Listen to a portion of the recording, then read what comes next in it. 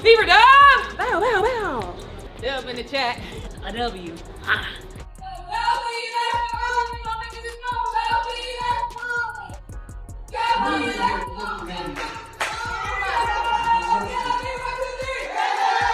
Three months ago, no one saw this coming. The Indiana Fever, a team long dismissed and forgotten, have clawed their way to a place they haven't touched since 2015 for games above .500. And they did it without Caitlin Clark on the court. That should have been the end of the story, but instead, it was the beginning of something wild. In a showdown against Paige Bueckers and the Dallas Wings, the Fever didn't just hold their own, they shattered for franchise records in one unforgettable night. And here's the twist. The stars of the show weren't even on the opening night roster.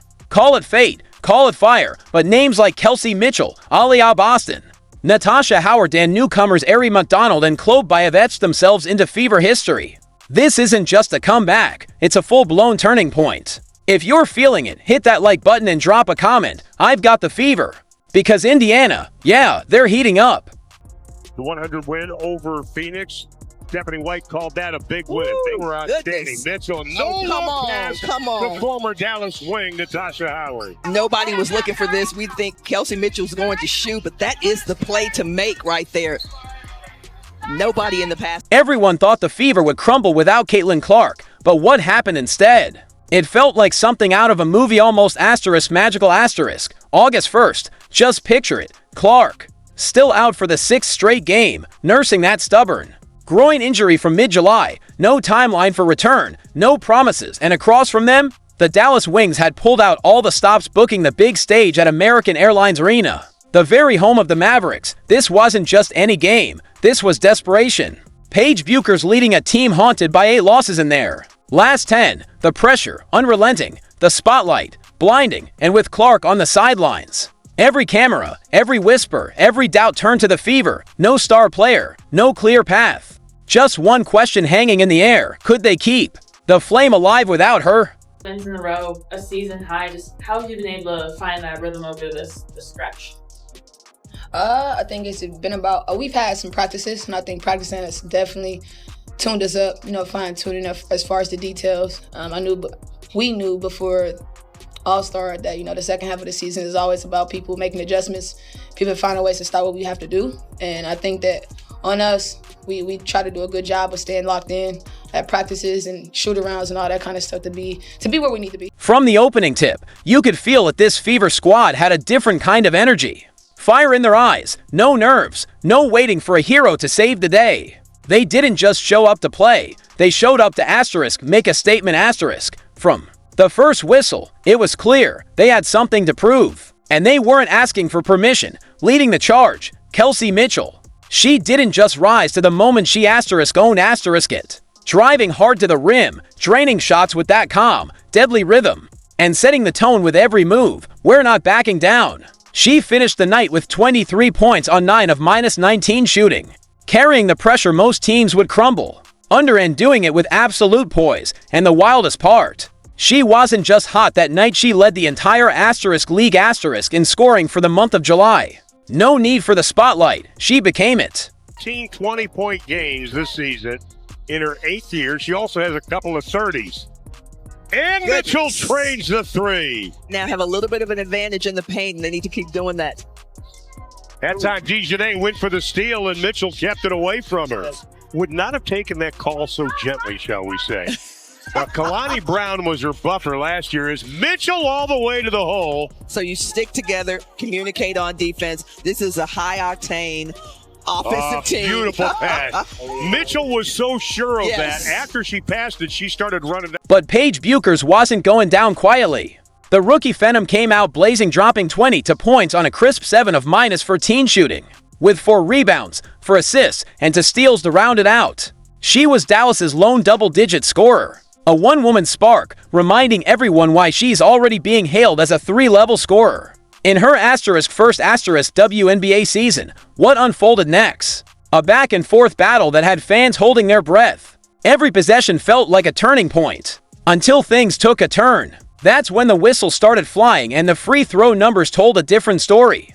Dallas made 25 trips to the line, Indiana just 13, almost double. That's when social media lit up.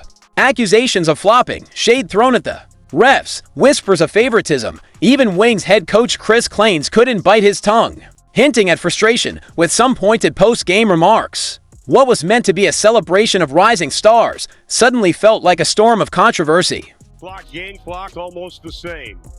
Carrington, the spin move. No foul called. The real disaster came from Dejanay Carrington. The reigning most improved player had an absolute nightmare performance. Just 4 points with 5 turnovers. In the final minute of the third quarter, she dribbled up court and launched an errant shot that had fans shaking their heads.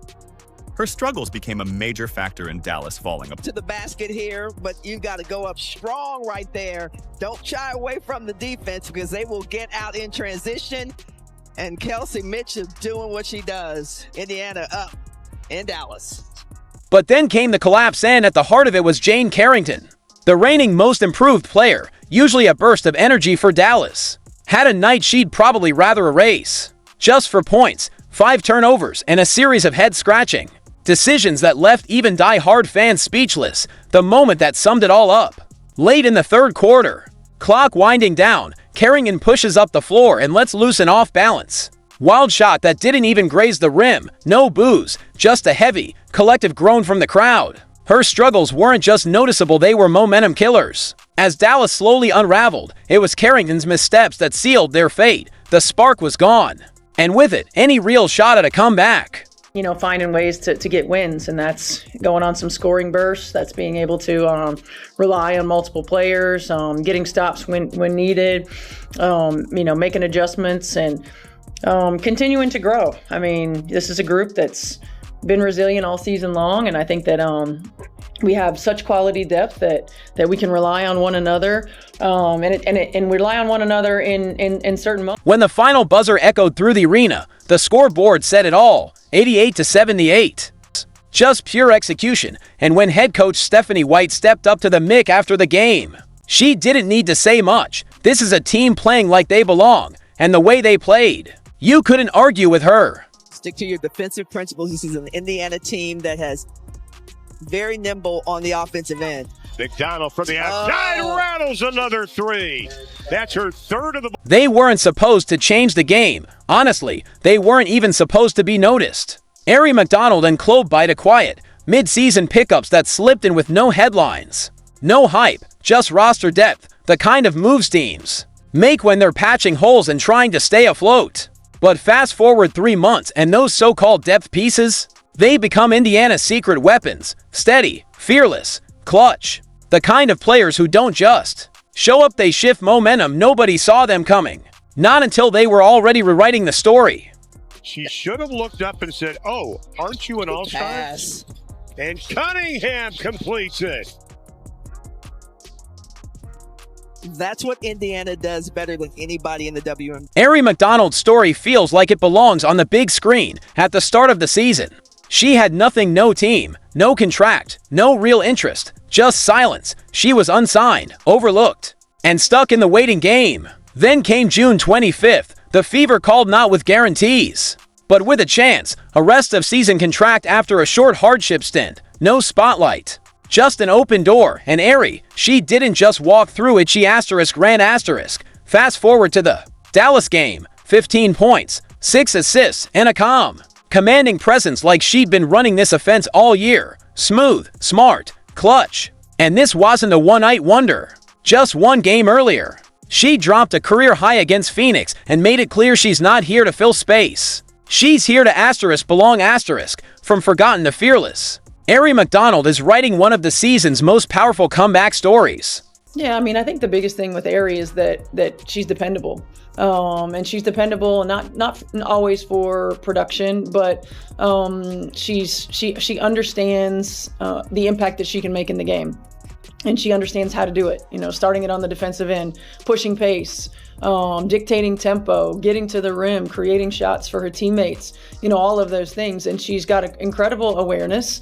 And so she understands when she's hot, and she understands when somebody else is hot and how to get them the ball. But I've just been really proud to see her confidence grow in our system, and the ownership that she's taking in being that leader on the floor.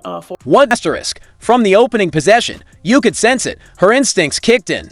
Sharp and steady, she knew when to push, when to pause, when to thread the needle or reset the pace. She wasn't chasing highlight reels, she was orchestrating. Like a calm conductor with total control. It wasn't loud, it wasn't flashy, it was smart, smooth, and completely intentional. Coach Stephanie White saw it right away, guys, because when the Fever needed someone to steer the ship, someone to lead without needing the spotlight, Ari McDonald stepped in and became exactly that. I'd say Boston, the rebound to Mitchell.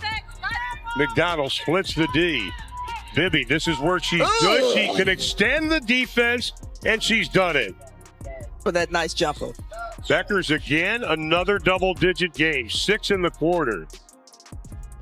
Here's Bibby, launches, buries the 3. Bibby, don't do him like that. And then there's Klobai. No hype, no build-up, just straight-up impact, off the bench. In limited minutes, she made herself impossible to ignore, to clutch threes, not wild toss-ups, but perfectly timed momentum shifters, the kind of shots that stop a run cold, wake up the bench, and give your team that extra breath when it's most needed. But it wasn't just about the buckets, it was the asterisk effect asterisk, with BBY on the floor. The offense asterisk breathed asterisk, spacing improved, lanes open, the ball started to hum.